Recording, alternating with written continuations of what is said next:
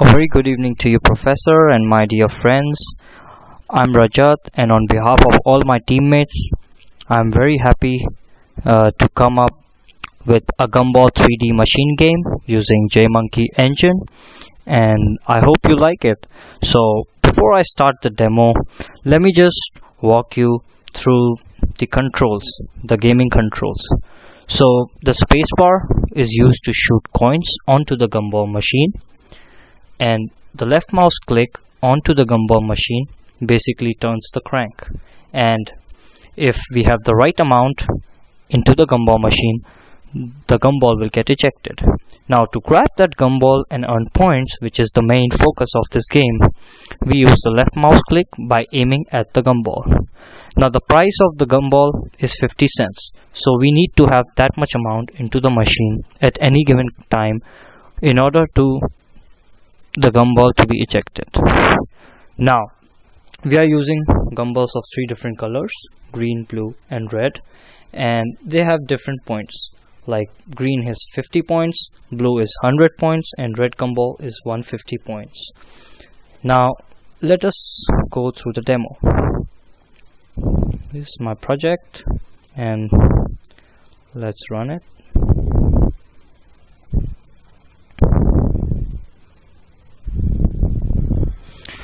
Now you can see there are 3 parameters on top of the screen: the number of gumballs that are caught, the score, and the money in the gumball machine.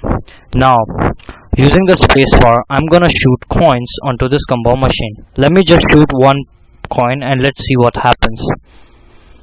You saw a penny was inserted, and this money in the gumball machine has been updated by a cent.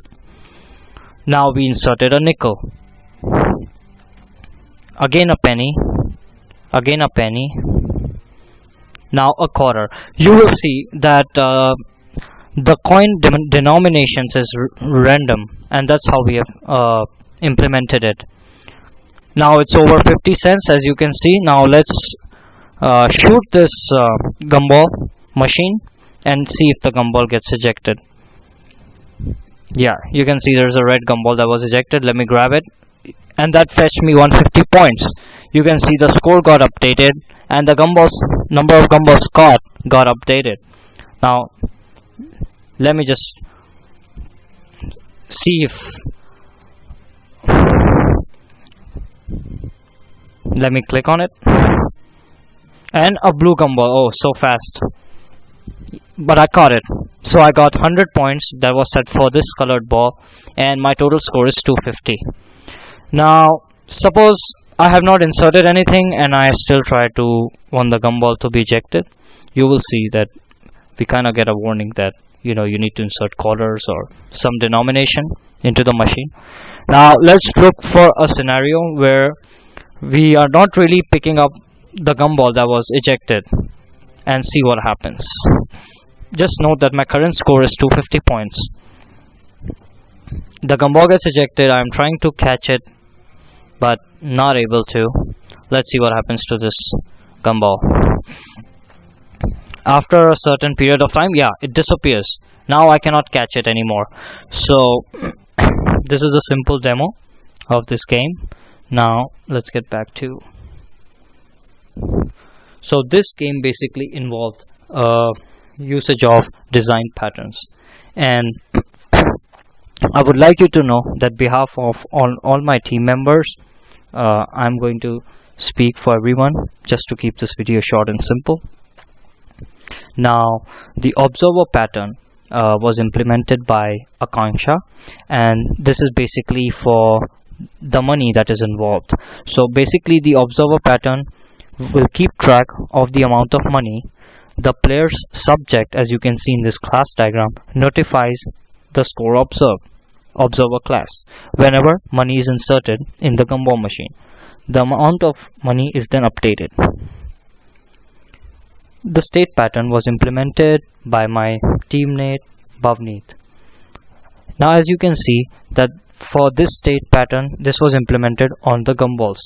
So whenever every gumball has a state, when it gets ejected, it's in the dispense state. That is, when we have the right amount of money, it should get ejected. The fired gumball state is when the gumball, we try to shoot the gumball, and when we shoot the gumball and we are in collision with it, then we get into this state. And if we are able to successfully shoot the gumball, you will also see there is another state called the collected gumball machine state. So this is the state pattern for the gumballs. Now another state pattern that my teammate Parth implemented is for the gumball machine.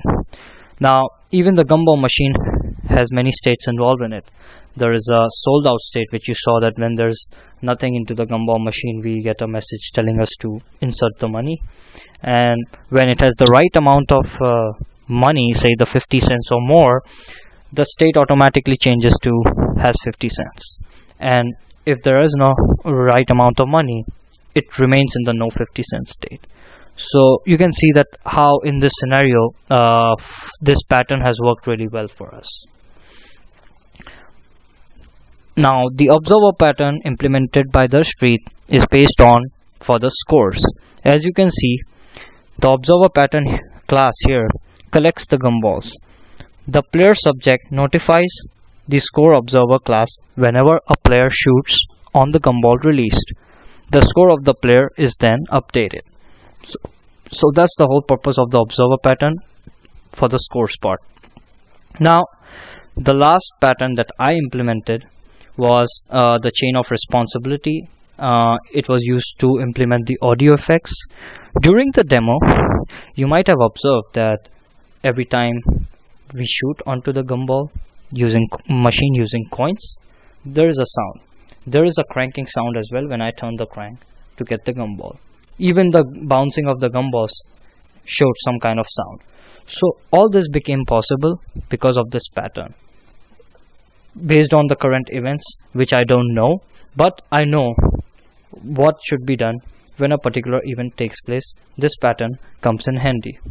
It delegates the command to every pattern that can fulfill it until it fulfills it. So that was the chain of responsibility pattern that I used. In a nutshell, these are the contributions done by each of my team members, including myself. As you can see, Akansha was involved in the player who is basically an observer who's shooting coins, and also by collecting the gumballs that involves shooting, and she implemented the observer pattern here for that. And Bhavneet was involved in the releasing of the colored gumballs of random color, and also the camera control, and that included the state pattern. Darshpreet made sure that the gumball disappears whenever collected, or even when not collected for a predefined time, and also keep track of the points that required the observer pattern. Parth was involved in conversion of 2D to 3D images using Blender, which was a really great tool to master, as without that this game wouldn't have been a possibility, and also added animations to the objects. And I myself was involved in the audio effects, the initialization of the scenes involving what objects should be there in our scene, how to attach them so that they are visible. And that's all I have from our side. And on behalf of Team 32 and myself, I thank you, Professor Paul Huyn, for giving us this opportunity to utilize the knowledge of design patterns that we learned throughout the course. And this really helped us to analyze how these patterns could be used in real life and how they could be used successfully in game design. Thank you for watching. I hope you like our video. Professor, and I feel that for the final time we should have a play at this game so that you also get to hear the main theme of this game, the main theme music of this game more clearly.